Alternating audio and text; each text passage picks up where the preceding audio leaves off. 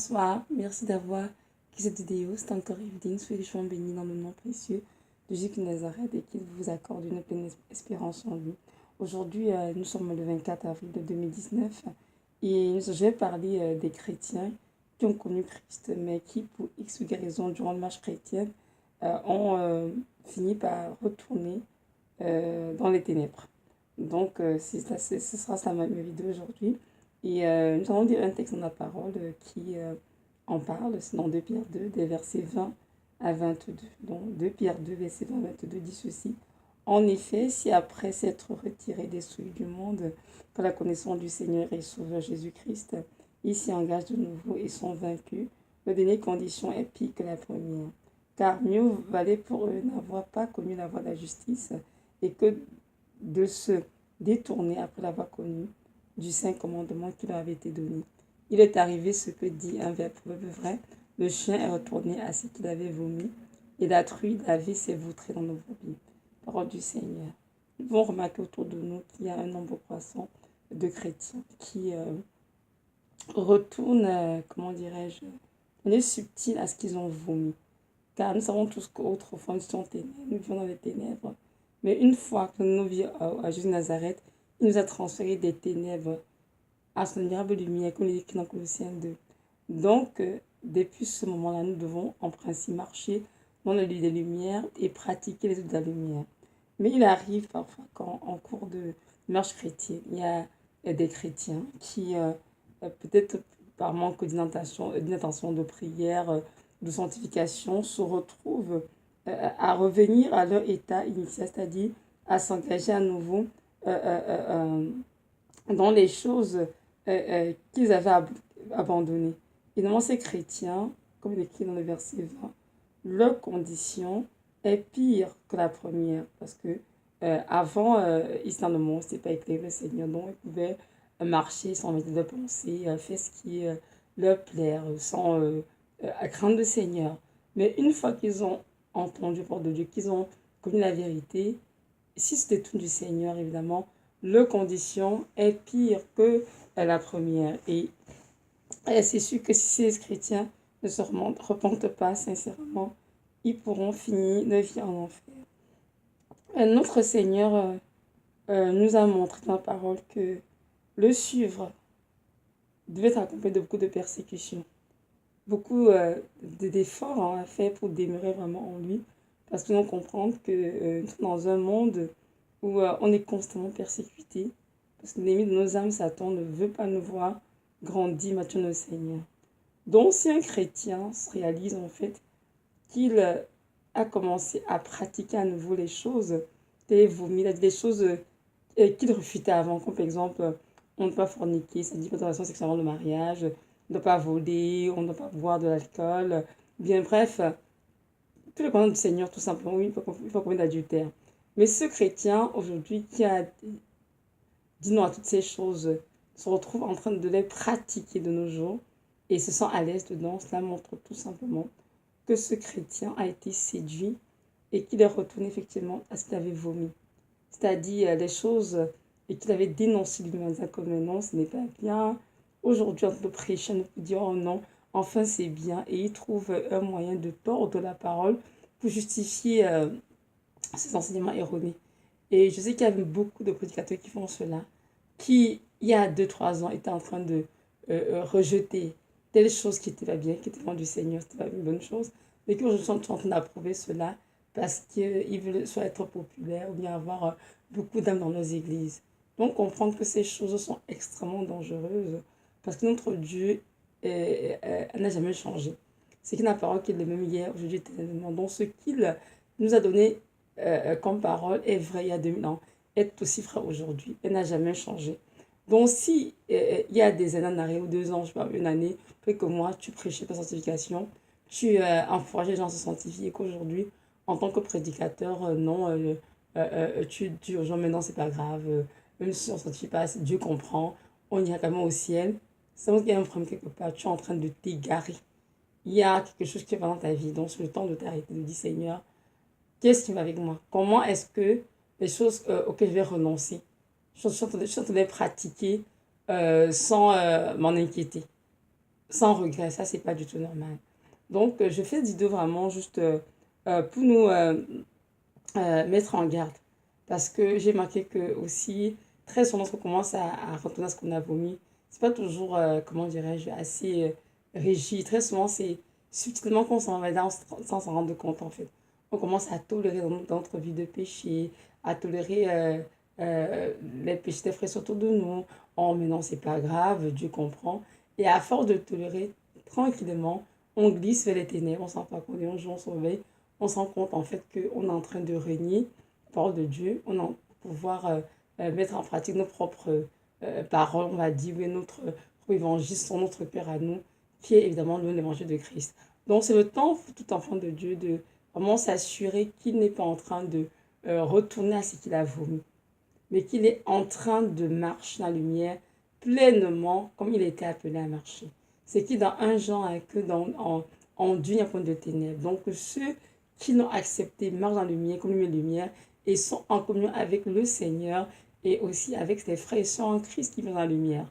Donc c'est très important de ne pas s'amuser à croire que on va retenir ce qu'on a vomi, continue de dire Jésus est mon sauveur, être fait pour moi et croire qu'on peut entrer au ciel.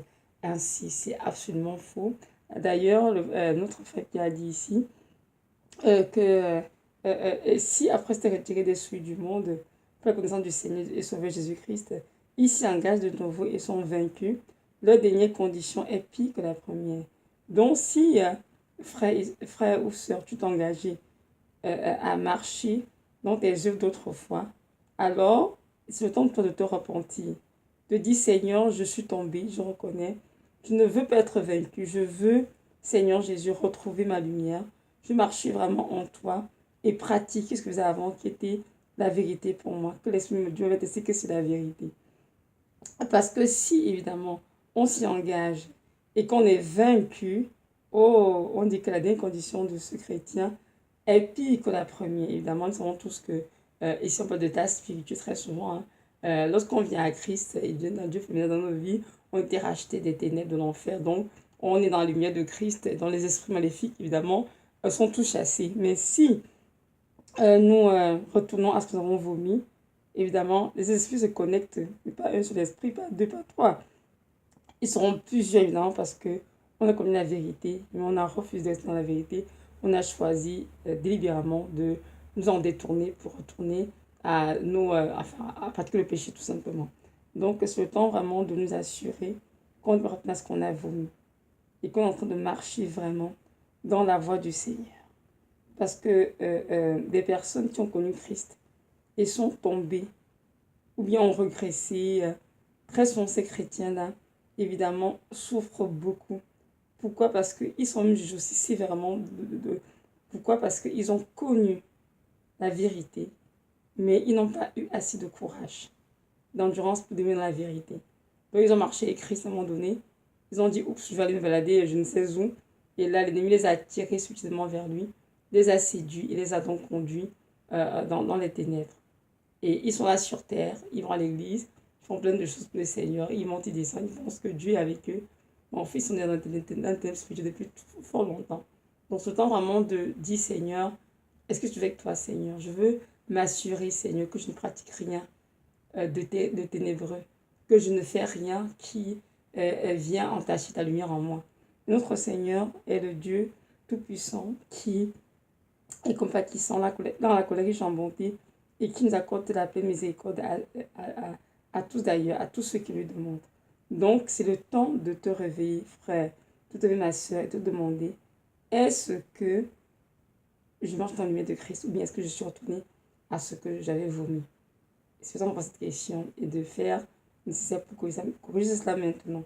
Car si tu ne fais pas cela, tu seras vaincu et malheureusement, ta condition sera pire que la première. Donc voilà.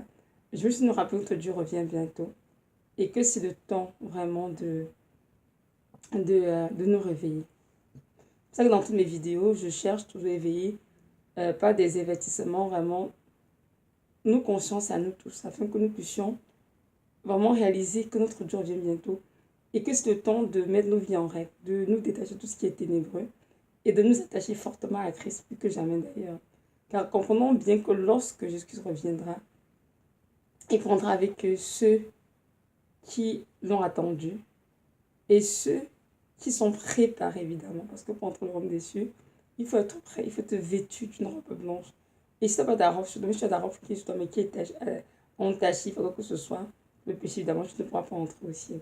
Donc, c'est la raison pour laquelle nous devons tous les jours prier pour dire Seigneur, aide-nous à être propre. Aide-nous, Seigneur, à confesser nos péchés, à avoir ton pardon, Seigneur, et à vivre dans cette situation afin d'hériter ton royaume. Car comprenons bien que dans la Jérusalem céleste, rien de souillé n'entrera, Dieu le Seigneur.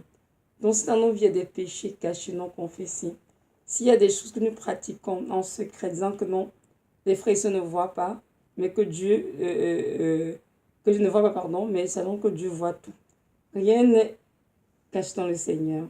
Donc, c'est à nous, en tant qu'enfants de Dieu, de ne pas jouer au cache de le Seigneur, mais de vraiment prendre notre salut en main et de chercher à avoir sa miséricorde, si on a des péchés dans nos vies, à les confesser et surtout à marcher dans la vérité et de mettre la lumière de Christ. Je sais que de nos jours, peu de chrétiens n'ont pour la vérité. Ils ont toujours la démonstration d'entendre des choses pernicieuses qui vont flatter leur chair et les confondre le péché. Mais comprenons bien que notre Dieu est saint et il devait tous être saint. Donc si nous voulons entrer au ciel, c'est important d'avoir une vie de sanctification permanente et de veiller à ne pas entacher nos robes, quoi que ce soit. Et même s'il y a des défis, des dépendances, s'il y a des problèmes, c'est mieux d'aller voir le Seigneur. Et ce Dieu est fidèle et juste pour nous aider à nous en sortir. Il est là, disponible pour tout ce qui crée à lui. Donc c'est le temps de faire cela. Maintenant, si tu m'écoutes et que tu ne connais pas encore le Seigneur de Nazareth, je veux te dire que ce Dieu est le Tout-Puissant qui t'a créé, qui t'a aussi sauvé en dans sa vie de Golgotha pour toi. Donc je t'encourage à faire ce pas de foi. Invoque le plus des questions et sache que le chemin, la vérité, la vie et qu'il n'y a point de salut en dehors de lui. Donc si tu veux être sauvé avant la vie éternelle, dépasser ton état au paradis, c'est le temps maintenant de venir dans ton cœur en te repentant de tous tes péchés. Et il te pardonnera avec joie, il t'accueillera dans son royaume comme fils ou comme fille. Donc voilà, je t'encourage à ne pas tarder. Je sais que tu ne regretteras pas. Je veux que tu saches que ce Dieu a beaucoup d'amour à te donner car il t'aime d'un amour éternel et inconditionnel.